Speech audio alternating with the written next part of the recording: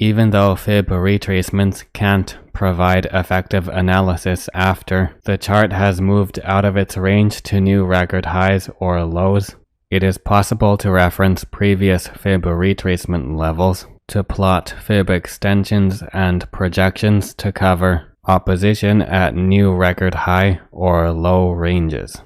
Here it is normal for the 0.236 level of a large fib retracement to not capture the upswing in the gap fill range.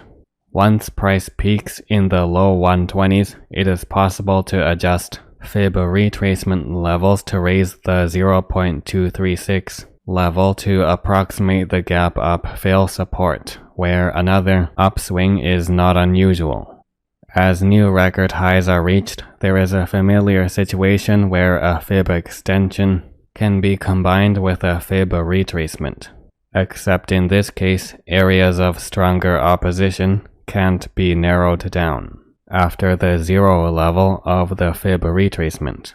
Instead, retracement levels like 0.618 and 0.236 can be used for highly accurate validation of the fib extension.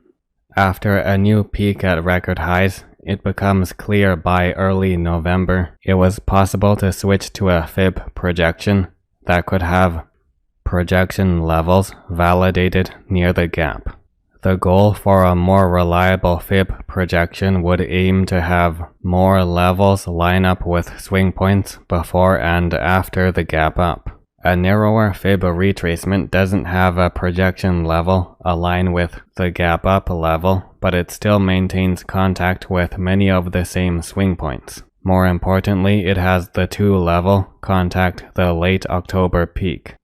Capturing the last clear downswing with a projection level normally improves accuracy of later fib projection levels at new record highs.